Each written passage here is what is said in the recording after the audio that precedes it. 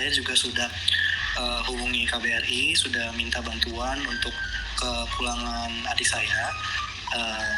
Saya juga udah berikan juga bukti-bukti Kamu pakai handfree bahwasannya ya? Kamu pakai handfree ya? enggak. Suaranya Saya kok di rame telinga banget. langsung handphonenya. Handphonenya Jangan di langsung di speaker telinga. ya, jangan di speaker Iya, ya. enggak, Mbak. Terus? Nah, jadi bukti-bukti untuk melakukan tindakan itu sampai sekarang belum ada respon dari KBRI. Nah, untuk alergi itu seperti dia bintik-bintiknya kecil-kecil gitu Mbak, kemerahan. Nah, di dalam bintik-bintiknya itu ada seperti air atau nanah yang jika itu tersentuh atau cairan itu keluar dari luka alergi itu, nah itu bakal tersebar ke seluruh tubuh cairan itu gitu. Sedangkan kita juga udah pernah kejadian seperti ini, kita langsung ke spesialis kulit yang di Medan, sembuh gitu. Tapi mungkin karena dia juga baru sekitar 2 bulan ya di sana, jadi mungkin untuk stabilin ininya kulitnya sama suhu yang di sana, katanya sih airnya tidak cocok sama dia gitu. Jadi ternyata makin lama makin parah.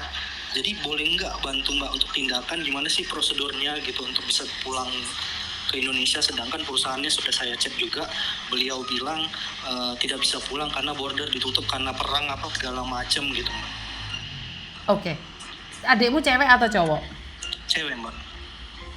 Di Kamboja berapa lama?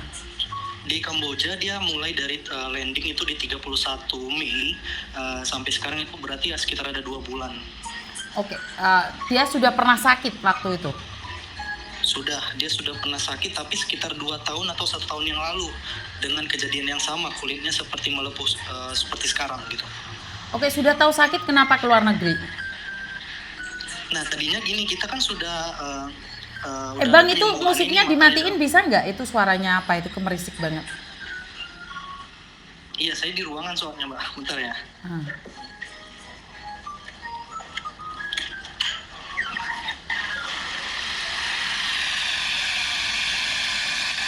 Berisik amat ya?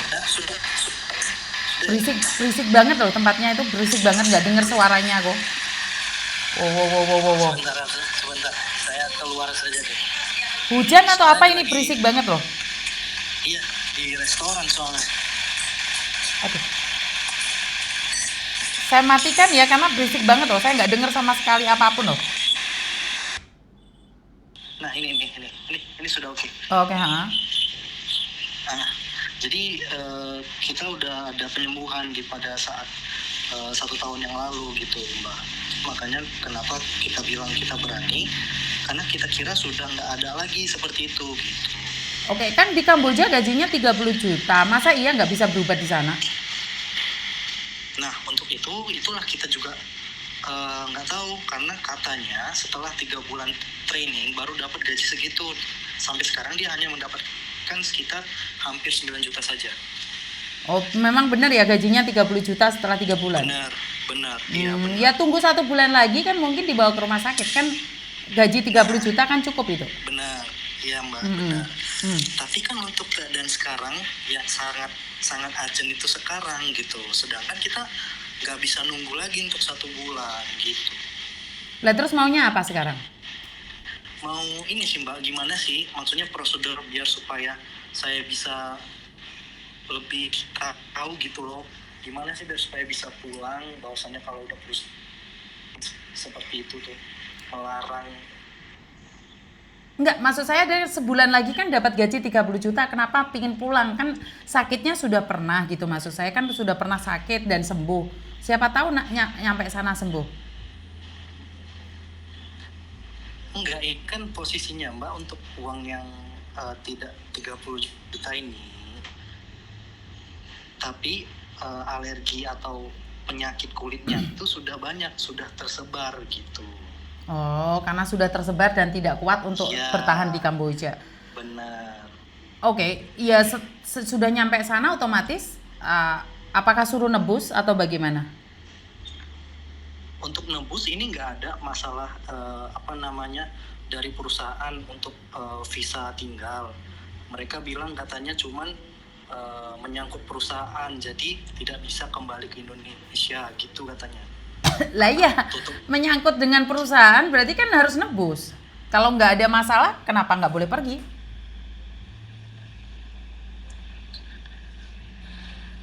Kalau memang tidak perlu menebus, ya pergi aja gitu loh. Artinya adalah dia harus nebus satu, kalau nggak nebus perusahaan, kedua dia bayar overstay yang per harinya 20 dolar, Iya, 10 dolar. 10 dolar betul, 10 dolar kali 30. Iya, iya. Berarti kan dia overstay. Iya, benar. Dia Tadi harus mau nebus. kita buat seperti itu. Kita sebenarnya mau buat seperti itu untuk overstay, dia ke imigrasi, tapi ternyata paspornya sama si perusahaan gitu. Ya berarti kan disuruh nebus. Berarti kalian harus melakukan dua hal. Kamu harus nebus nggak tahu 30 juta atau 50 juta. Setelah itu kamu bayar overstay-nya, habis itu kamu buat paspor baru, habis itu beli tiket.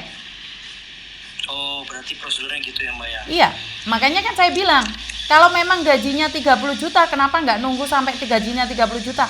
Tempatmu berisik lagi loh. Tempatmu berisik banget loh. Halo? Ya, Halo? halo, Mbak. Tempatmu berisik banget ah? Sakit ah? Artinya adalah tidak segampang itu kan? Berangkat baru 2 bulan, sudah sakit, dan tidak ada gaji 30 juta kan sebenarnya. Iya, benar. Artinya nggak ada gaji 30 juta. Itu cuman iming-iming aja, palsu kan. Adikmu kerja di apa? Di scammer. Enggak, jadi judi online gitu. Tahu nggak judi online itu apa?